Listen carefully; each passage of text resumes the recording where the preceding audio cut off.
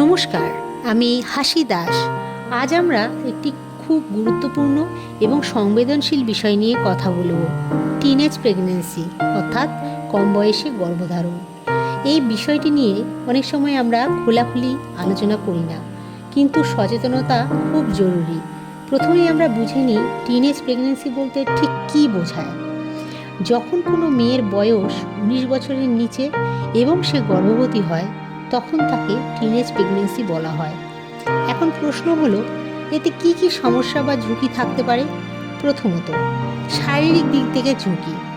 এই বয়সে শরীর পুরোপুরি পরিপক্ক হয় না, তাই গর্ভাবস্থার সময় অনেক ধরনের সমস্যা দেখা দিতে পারে, যেমন রক্তাল্পতা বা অ্যানিমিয়া, পুষ্টির অভাব, শরীরের দুর্বলতা এবং অনেক সময় উচ্চ রক্তচাপের সমস্যাও হতে পারে।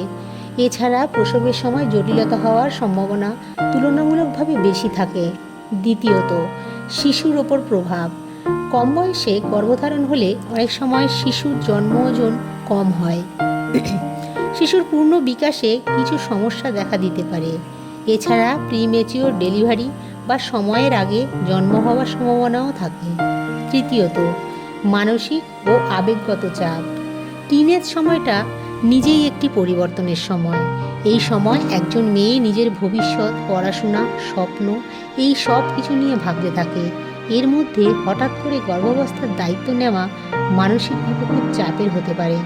অনেক সময় ভয়, লজ্জা, দুশ্চিন্তা, একাকিত্ব অনুভূতিগুলো তৈরি হয়। এই কারণে মানসিকভাবে সে ভেঙেও পড়তে পারে।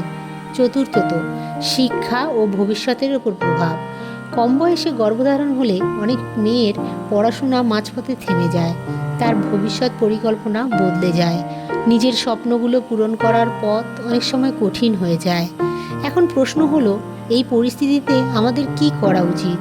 প্রথমত, কাউকে দোষারোপ না করে বরং তাকে বুঝতে হবে এবং সাহায্য করতে হবে। দ্বিতীয়ত, পরিবার ও সমাজের ভূমিকা অত্যন্ত গুরুত্বপূর্ণ। একজন মেয়েকে এই সময় একা ফেলে রাখা উচিত নয়। তার পাশে দাঁড়ানো, তাকে মানসিকভাবে শক্ত করা, তাকে ভরসা দেওয়া, এগুলো খুবই জরুরি।